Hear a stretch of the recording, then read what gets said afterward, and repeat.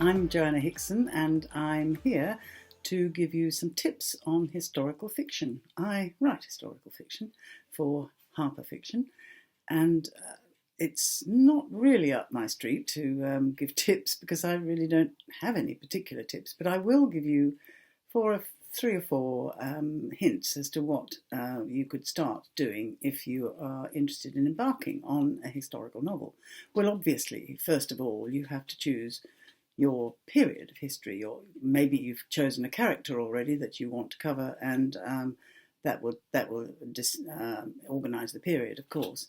But if you particularly want to start with the period, you would then go on to study more of the actual characters that existed in that period. I personally got hooked on a character, on a person, and sort of started from there. My person was Catherine de Valois, who was the wife of King Henry V, the victor of Agincourt. I wrote a book called The Agincourt Bride, which she was, and there was a lovely scene in Shakespeare which I fell in love with when I was at school. I thought, well, I must do more with this character, Catherine de Valois, which I did. I did two books on her, the Agincourt Bride and the Tudor Bride, because she was the matriarch of the Tudor dynasty.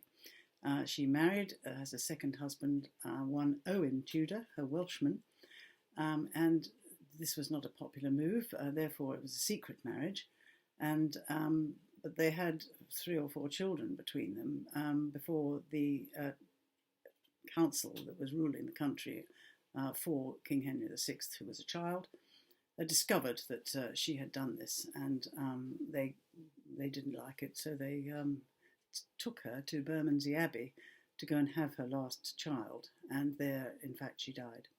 That's a short story, and I followed it in 2 books, so obviously I found out a lot more about the whole thing.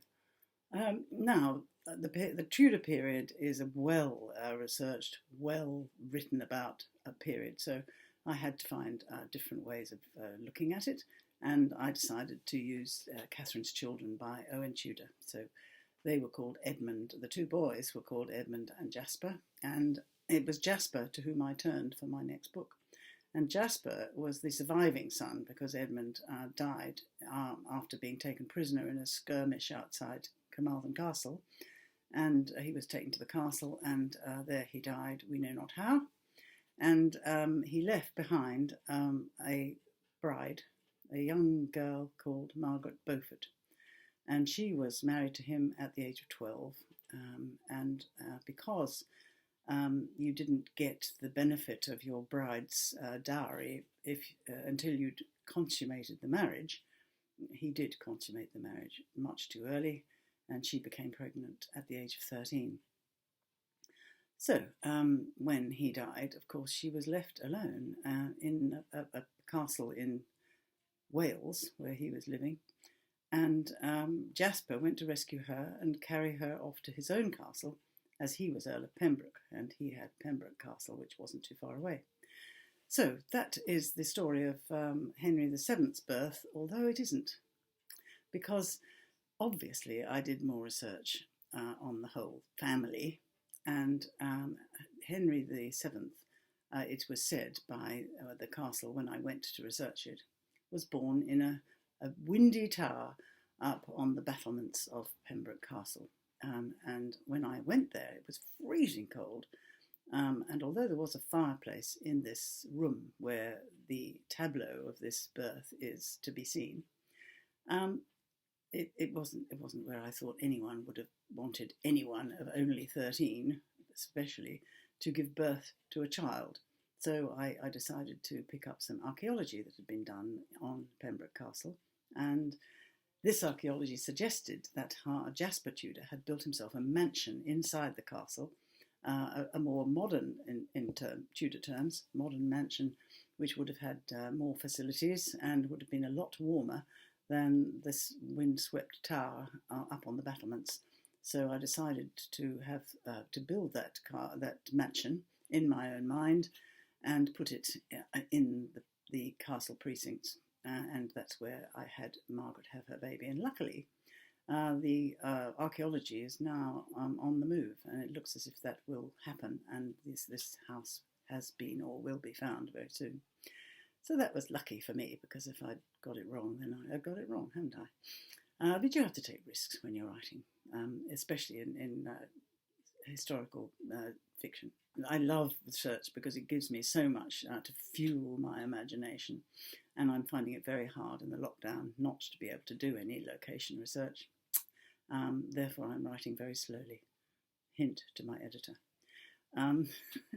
The book that I have out right now, though, coming is the paperback of The Lady of the Ravens, and it's out just this week or next, or hear this, and that was set in the Tower of London, or is set in the Tower of London, and the Tower of London, as we all know, is situated on the River Thames, just downriver from the old London Bridge. Of course, the London Bridge in Tudor times was an amazing place. It was studded with houses and churches, and also the public latrine. And the water that came through under the London Bridge at high tide was flowing pretty fast, but luckily, because whatever was had been sent out from the latrine would go flowing past the port next to the castle, and it would have been quite a smelly business, I think. So one has to remember smells as well as sights when you do your research, and indeed this is important. So that's a tip for doing research. And then, of course, it fuels your imagination, and lots of things can come from having done a little bit of that kind of research. I did do some in France as well for the next book, which is The Tudor Crown, which was the advance of Henry VII onto the throne. And I had a sorry example of my big mistake when I went looking at the castle, one of the castles which he lived in as an exile in Brittany, only to find that it was shut, which upset me somewhat. But, this happens, And you just have to go back to the internet and take what you can off that, which I did. And the thing is that you don't do such a big scene in that particular place if you can't get there. At least I don't. So, your location research does steer the course of your book somewhat. So your imagination can be stirred by it, I think, quite significantly. And it's important that you let it be stirred. So that's my really big tip. I think I, really wouldn't say anything else except finish the book.